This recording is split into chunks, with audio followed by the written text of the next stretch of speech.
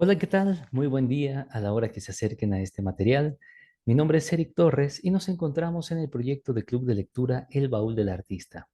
Agradezco a todas las personas quienes se han tomado el tiempo de observar los videos anteriores.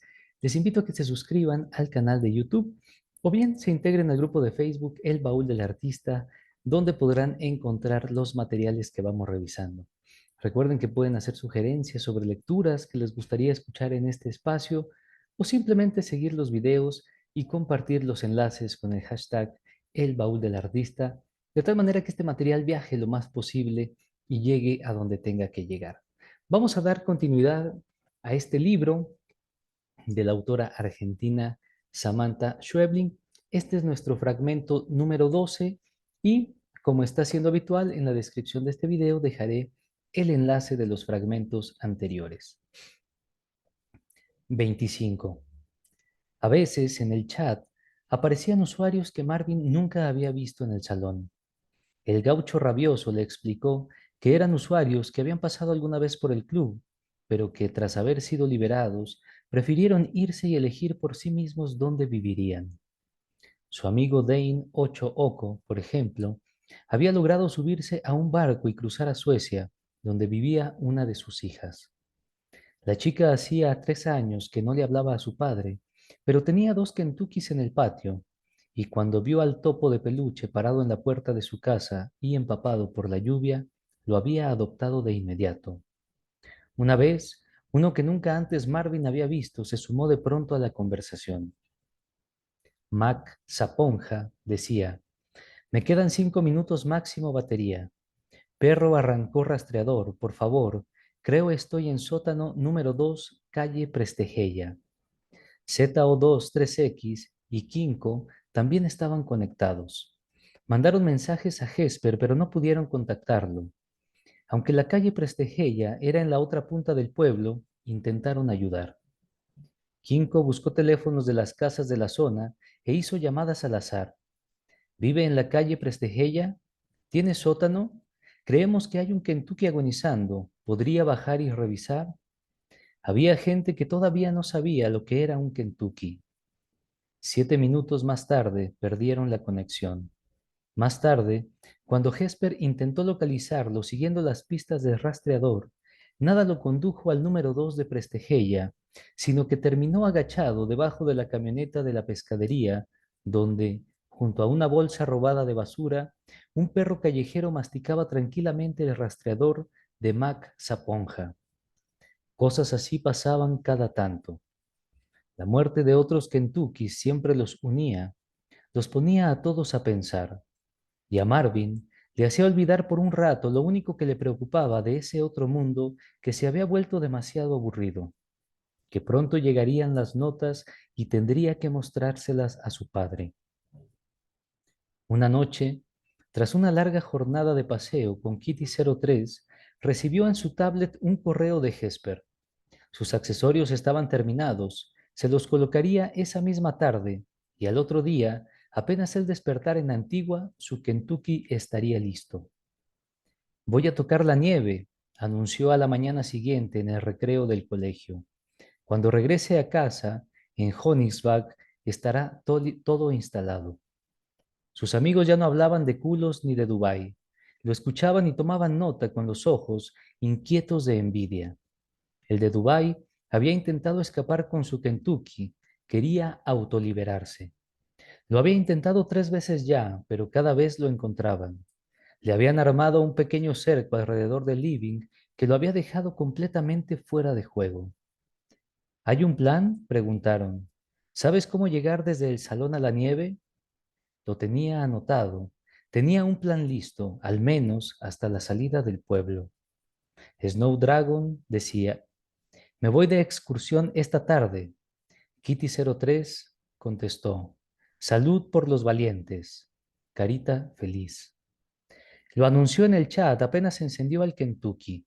Hubo un gran revuelo, seguido de consejos del grupo entero. No fue hasta que salió de su casillero y se vio en el espejo del salón que entendió cuánto había cambiado su Kentucky con los nuevos accesorios. Jesper le explicó cómo funcionaban. Con la extensión de la batería, tenía autonomía para casi 2 días, aunque esto, claro, dependía de cuánto uso se le diera al Kentucky. Hesper se acercó un poco más y le habló casi en susurros. Mira el correo, acabo de mandarte algo. Era un mapa de Honingsbach. Había 7 puntos rojos marcados y el correo explicaba que eran bases de carga. Era como si te mandaran un mapa de 7 tesoros enterrados. Hesper le explicó que no compartía esa información con la mayoría de sus Kentuckys, porque a la larga sería exponerlos a una libertad peligrosa. Pero cuando alguien tenía misiones importantes, las bases podían ayudarlos si estaban en peligro. Marvin sonrió, sacudió las piernas debajo del escritorio. Eso haría el viaje mucho más fácil. En la pantalla, Hesper le devolvió la sonrisa. Ahora presta atención, Snowdragon. Le mostró cómo se activaban las ruedas de nieve. Eran altas como un tercio del Kentucky y eso hacía que la cámara tuviera una perspectiva bastante más amplia. Era como si hubiese crecido. Kitty 03 decía, oye, qué guapazo estamos hoy, ¿ah? Z02-3X y Kinko también circulaban por ahí cuando Snowdragon decidió partir. Kitty 03 propuso que se acercara hasta la cortina plástica y los tres lo empujaran suavemente hacia afuera. Dijo que eso le daría buena suerte. Hesper lo estaba esperando en la calle. Una de sus chicas se colgaba de su brazo izquierdo sin saber muy bien qué estaba pasando. Hesper se agachó frente a él. Si algo pasa, activa la alarma y ahí estaré, dijo, mostrándole sus puños con los pulgares hacia arriba. Snowdragon gruñó de felicidad, bajó la pendiente y dobló a la derecha. Kitty 03 dijo, toca la nieve por todos.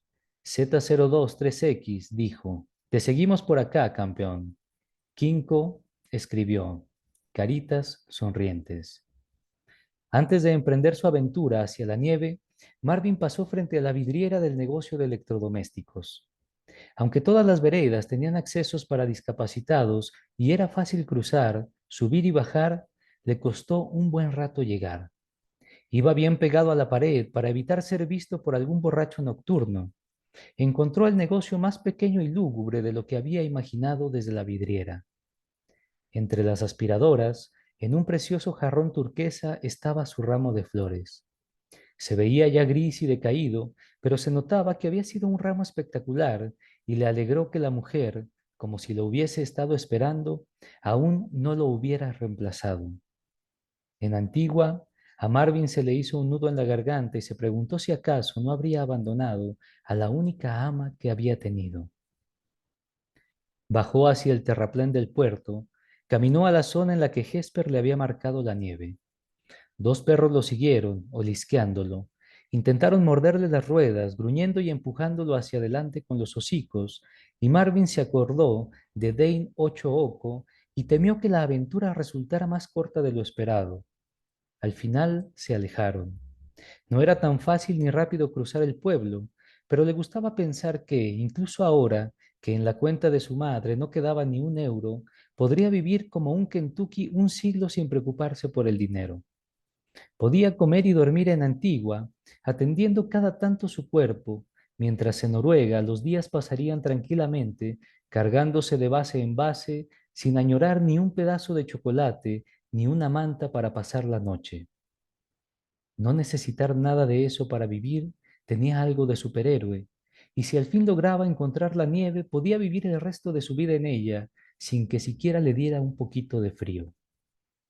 En algún momento perdió el equilibrio y rodó por el ripio hacia la playa. Se detuvo unos metros más abajo.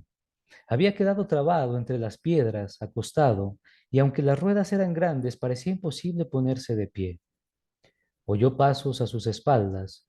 Un hombre se acercaba.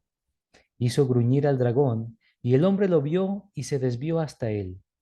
Lo levantó y estuvo un rato mirándolo, girando sus ruedas para un lado y para el otro, sacudiéndolo como si se tratara de una caja de nueces. Marvin se preguntó si todavía llevaría entre sus ruedas la etiqueta de la casa de electrodomésticos. Al fin, el hombre se aburrió de él y volvió a dejarlo sobre el piso. Marvin se alejó enseguida, temeroso de que volviera a levantarlo, pero el hombre ni se movió, Se quedó en su sitio un buen rato viéndolo alejarse con curiosidad. Marvin siempre había pensado que, para su dragón, los humanos serían el mayor peligro. Nunca se le hubiera ocurrido que los pozos, las piedras y el hielo serían los más empecinados en retenerlo. No le extrañó terminar atascado debajo de una camioneta. Con las ruedas nuevas era difícil calcular la altura del dragón y a medianoche, tras haber cruzado todo Honingsback y a cuadras del camino que subía hacia la nieve, optó por un atajo y quedó trabado entre el piso y un tanque de nafta. Kitty 03 escribió: ¿Qué tal va la vida, Snowdragon? Era una situación demasiado frustrante como para además comentarla, y desde que había abandonado el club no había vuelto a participar en el chat. Se entretenía a veces leyendo, pero no participaba. Vio su nombre una vez, preguntaban por él. Le alegró leer que Kitty 03 y Z023X estaban preocupados. En cuanto tuviera buenas noticias, se comunicaría. Pero ahora estaba atrapado, y aunque hizo todo lo posible por salirse, su cabeza parecía haberse pegado a ese odioso tanque de nafta. Cuando el padre lo llamó a cenar, no le quedó otro remedio que rezar por la vida y la batería del Kentucky y abandonarlo a su suerte. Al otro día, en cuanto encendió la tablet, vio que la camioneta ya no estaba. Alguien lo había colocado junto a la puerta trasera de la pescadería. Se preguntó si lo habrían visto a tiempo o si habría rodado bajo la camioneta cuando ésta arrancó. ¿Qué tan rayado estaría? Sin embargo, el Kentucky parecía funcionar bien. La batería era el único problema, quedaba solo un 4%. Revisó el mapa que le había mandado Hesper. Había una base de carga a 2 cuadras y fue directo hacia ella. Según las indicaciones, había una sola estación de servicio en el pueblo y no estaba muy lejos. Cruzó las calles sin distraerse, concentrado en la optimización de su energía. Detrás de la estación de servicio había una pequeña plazoleta y detrás, escondido tras 7 tachos de basura de distintos colores, un cobertizo para leña. Alguien había serruchado desprolijamente una pequeña abertura. Dentro estaba vacío y algunas líneas de luz se filtraban por las maderas que hacían de techo. El cargador estaba colocado en una esquina. Se veía sucio y húmedo. Su batería marcaba solo un 2% de carga. Se acercó sin acelerar demasiado. Si por alguna razón la base no funcionaba, estaba perdido. Incluso si activaba la alarma, Hesper difícilmente podría llegar a tiempo. Trepó y se calzó. En su controlador la batería roja cambió a estado amarillo de recarga. Frente a él, sobre la madera y en aerosol, alguien había escrito: Respira, estás en zona liberada. Respiró. Dejaría al Kentucky ahí toda la noche. Era un sitio seguro y partiría al día siguiente completamente cargado hacia la nieve. Se recostó al fin en la silla de su padre. Solo entonces se dio cuenta de que todavía llevaba la mochila colgada en la espalda. 26. Eva estaba tomando clases de yoga. Le había costado deducirlo, pero ahora lo veía muy claro. Eso era lo que hacía los días que Klaus solía esperarla mirando sus partidos y tomando cerveza. Emilia hubiera esperado algún tipo de notificación sobre esta nueva actividad, aunque desde que Klaus circulaba por la casa, Eva había dejado de pegarle cartelitos en las patas de las sillas y la comunicación ya no era tan fluida como antes. A veces, cuando estaban a solas, la chica practicaba yoga frente al espejo. ¿Lo hago bien?, preguntaba. ¿Qué tal me veo, mi gordita? Se veía fenomenal. Emilia chillaba de entusiasmo y Eva se reía.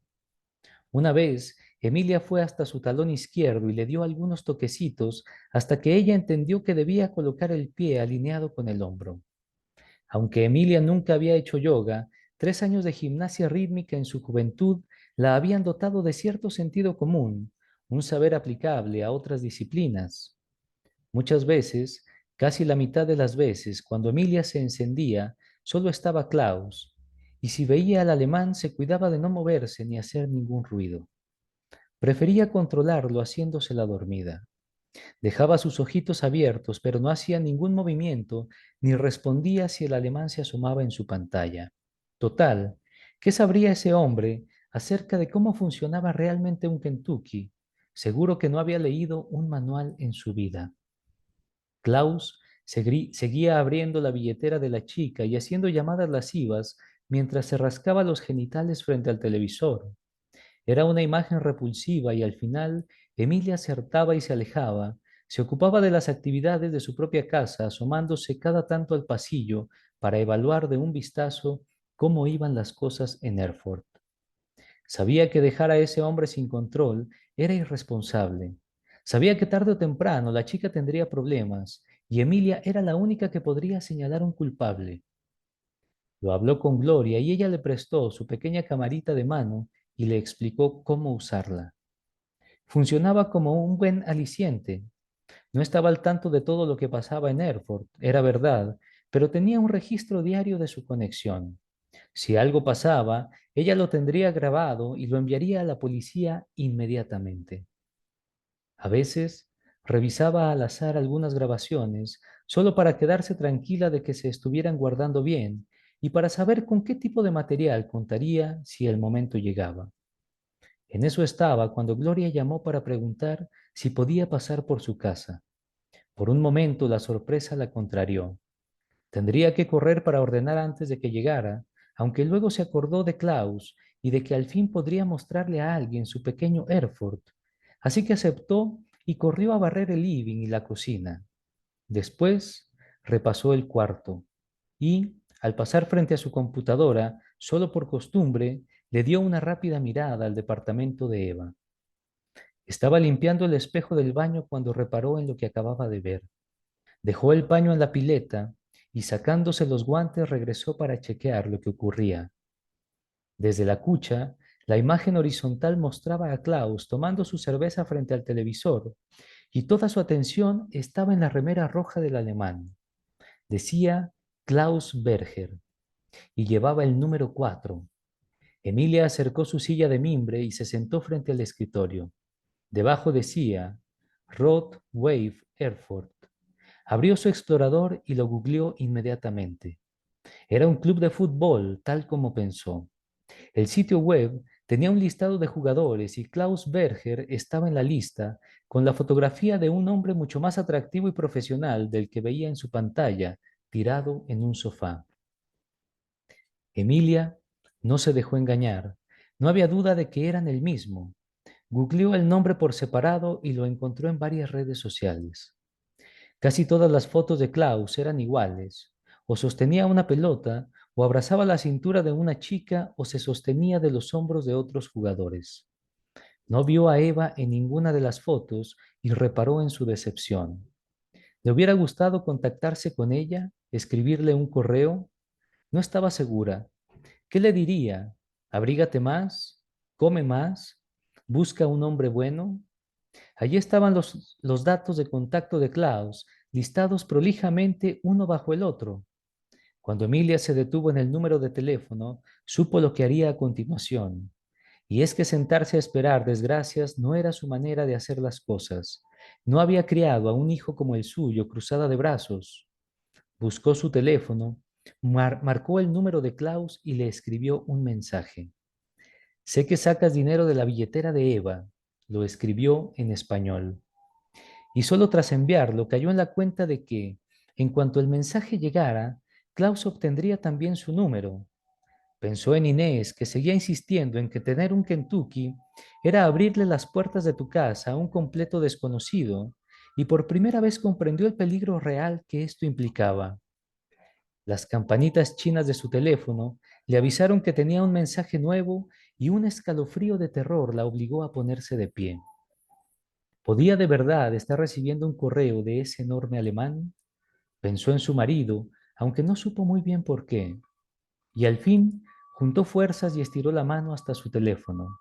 El mensaje decía, me paga 50 por semana a cambio de mi gran oferta sexual. ¿Quiere unírsenos? Entendió el inglés y el mensaje la dejó unos segundos sin respirar. Después sonó el teléfono, su propio teléfono en sus propias manos. Era el número de Klaus. Sabía que si no atendía pronto se dispararía la grabación de su voz e imaginó a Klaus escuchando su español de peruana, sus disculpas de mujer ya grande y su promesa de devolver el llamado. Temió volver a mirar la pantalla de su computadora.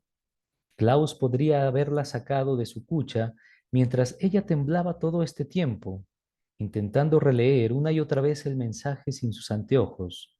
Podría haberse dado al fin el gusto de meterla bajo el chorro de agua de la cocina o haberla tirado por la ventana.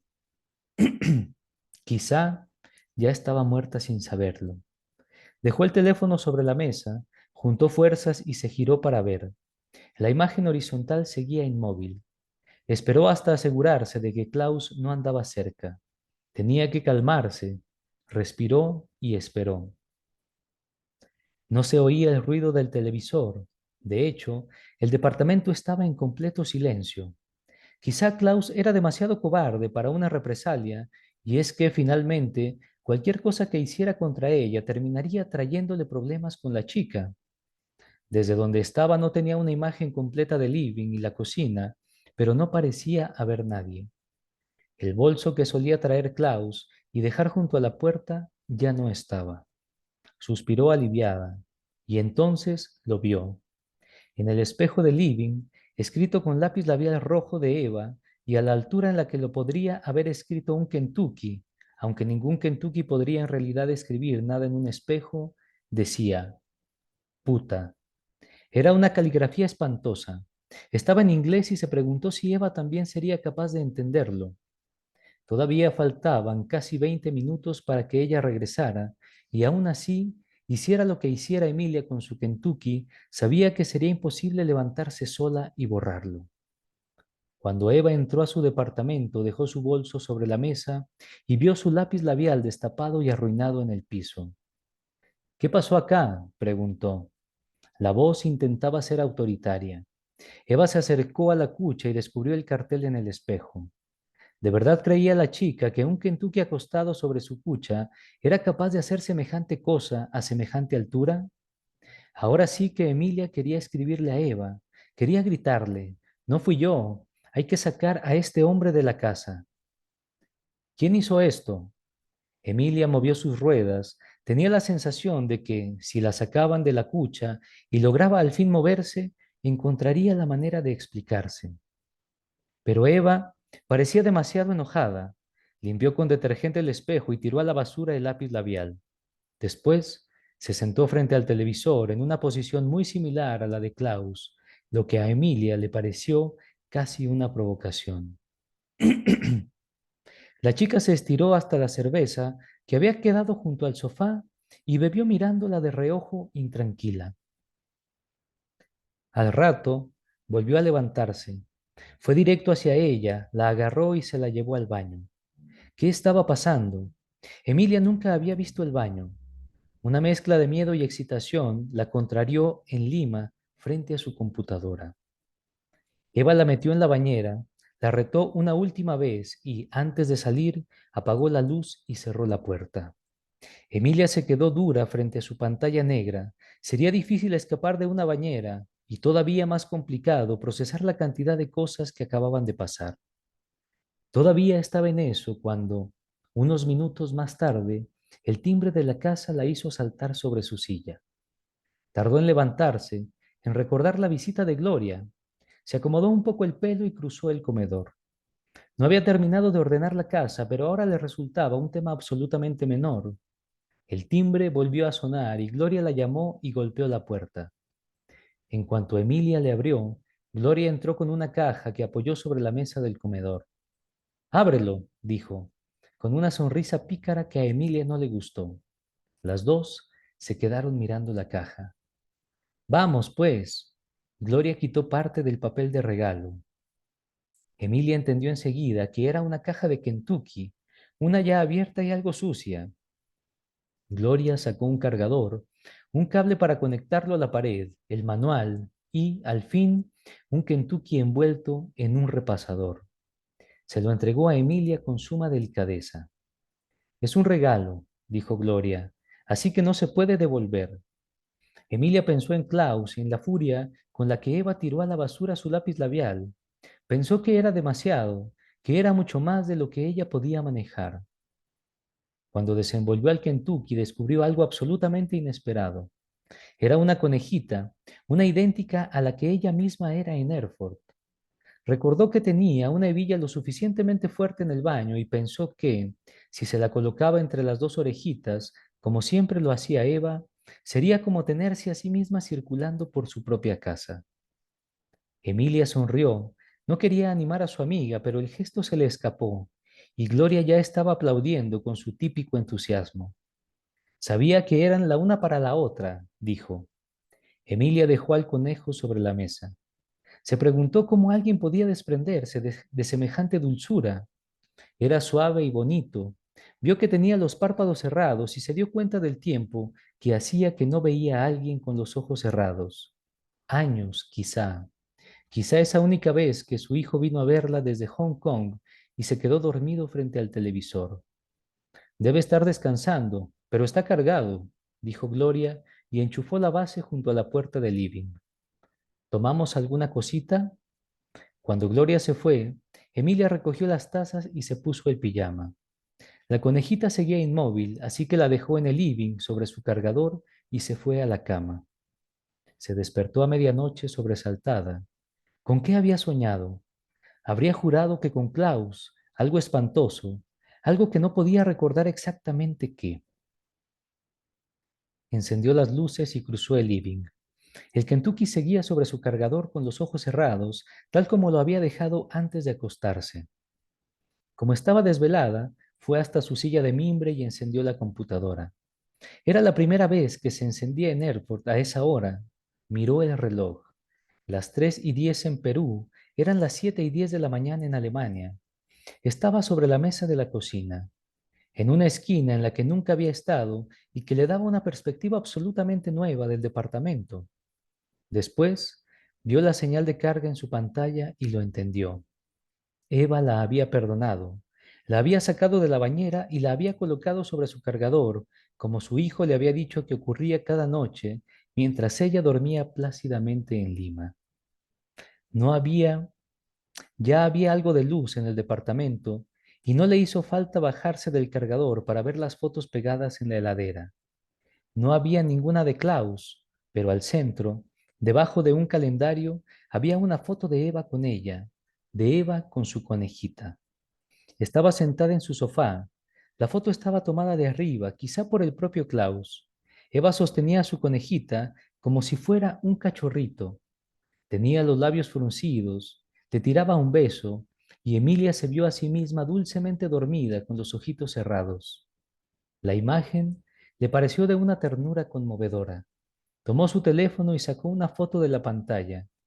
Al día siguiente la imprimiría y la pegaría en su heladera.